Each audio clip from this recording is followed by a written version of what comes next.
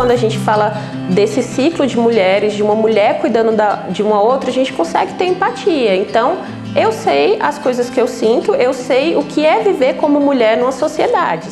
O profissional homem, ele pode ser muito bom, mas ele nunca vai saber exatamente como é isso. Porque a minha bisavó, ela era parteira e a minha mãe, ela também trabalhava com parto, né? Então, tinha isso dentro de mim, mas que eu nem sabia, né? E aí, isso sumiu, né? Então, minha bisavó, ela meio que não conseguiu passar para minha avó, né? E aí minha mãe, a minha mãe acabou acompanhando o parto, mas era uma tradição que ia morrer. Eu não aprendi com a família, né? Eu aprendi de outra forma, na faculdade, estudando em sala de aula, mas é uma coisa que no fundo está dentro da gente, né? Bom, eu desde que me formei, eu sempre me encantei muito por obstetrícia. Então eu atendia partos já desde como acadêmico de medicina. Eu era plantonista numa maternidade chamada Associação Maternidade de São Paulo. Fica ali na Frei Caneca, na altura da Avenida Paulista, por ali. Desde a época da faculdade eu já achava a obstetrícia uma coisa muito encantadora. A gente participar como um ajudante, um assistente, num momento tão intenso da vida dos casais. A minha família toda é família de enfermeiras, né? Tenho tias enfermeiras obstetras, tenho avó que é enfermeira também formada, minha mãe é técnica de enfermagem, então sempre foi algo que esteve na minha vida, né, presente. Então, quando eu terminei o ensino médio, fui fazer cursinho e aí eu ingressei na USP, que foi a obstetrícia, foi a primeira faculdade que eu fiz. E cursei 5 anos de obstetrícia, né, mas como o mercado de trabalho era um pouquinho complicado, não tinha tanta aceitação da carreira, né.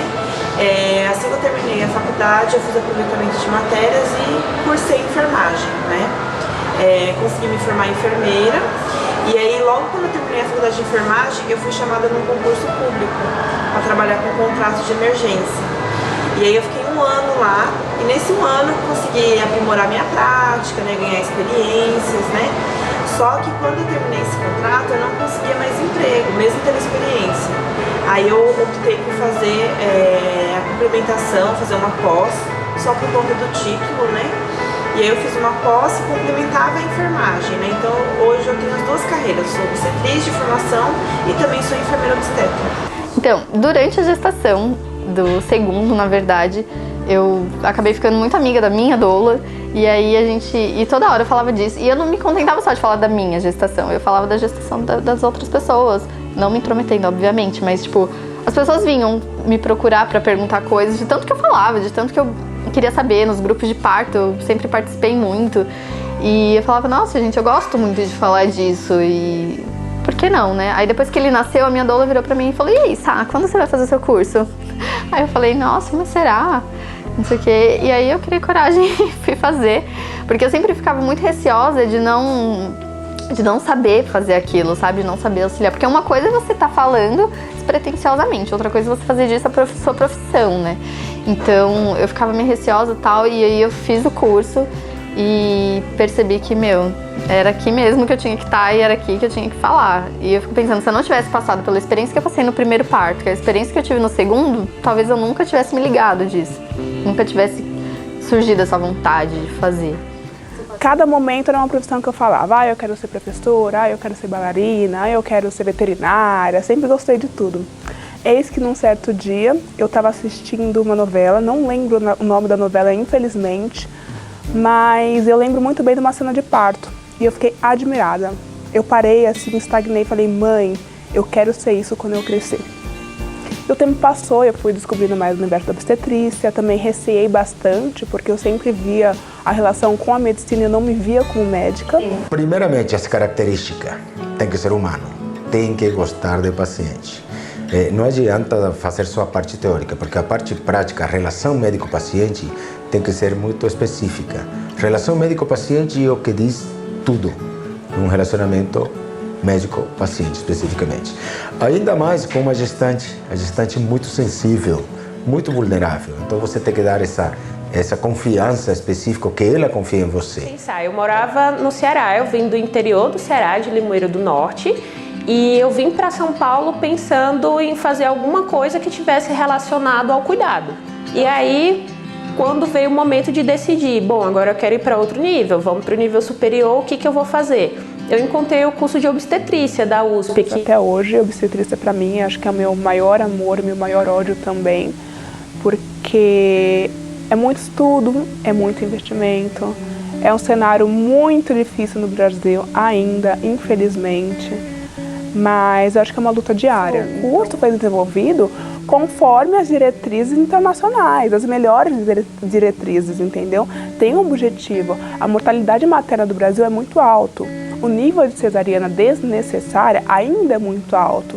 Infelizmente, a gente tem ainda dificuldade para se inserir no mercado de trabalho por ser uma profissão nova, mas mesmo assim eu sinto que durante a academia a gente é condicionada a diferentes tipos de setores de atendimento ao cuidado à mulher, à saúde das famílias, não só a mulher, mas entendam o contexto em si. A mulher, eu sou parceiro ou parceira, ou não, aquela mulher que não tem parceiro ou não tem parceira, a família em si, entendeu? O contexto de saúde.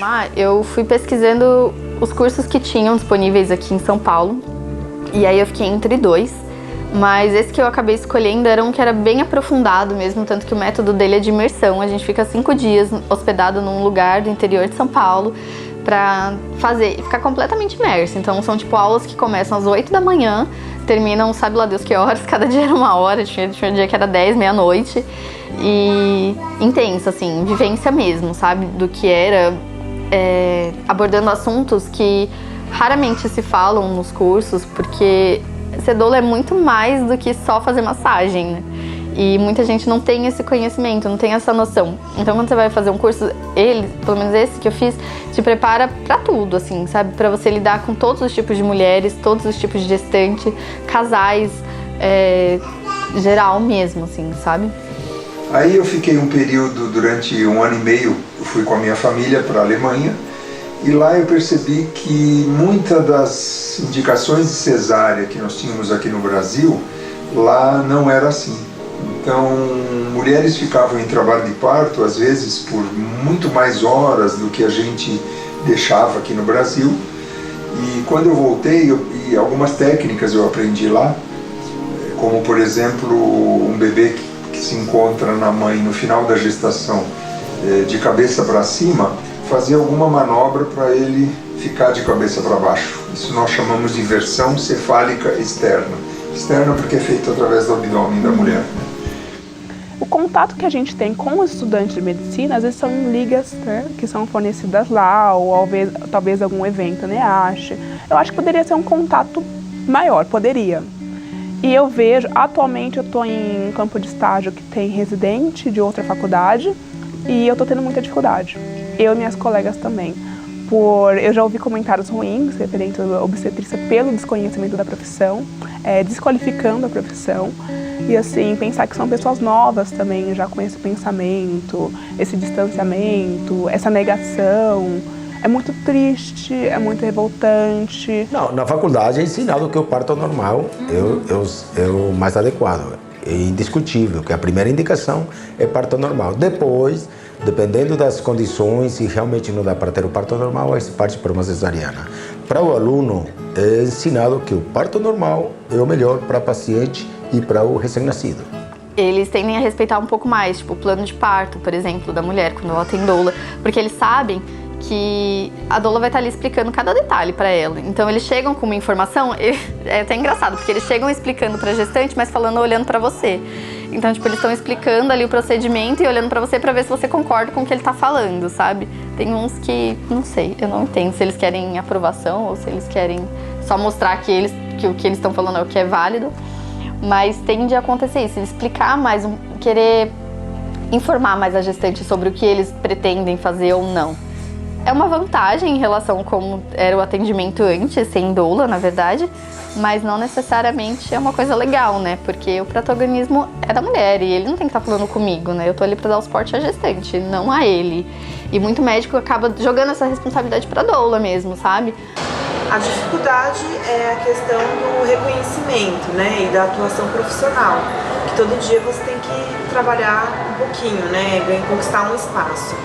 E a alegria é fazer seu trabalho com amor, com sabedoria, a questão do aprimoramento profissional, que é uma coisa que eu friso muito na minha formação.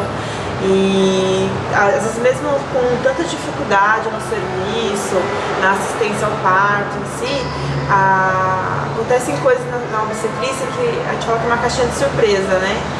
Que nos engrandecem, uma pequena atitude do paciente, um nascimento, sabe? E a obstetrícia acabou entrando nessa parte também, de acreditar que a humanização, para mim, tem duas coisas que são importantes na humanização. A devolução do protagonismo feminino no parto, ou seja, a mulher é dona do processo, ela que comanda o processo. Como eu já disse, nós somos apenas coadjuvantes.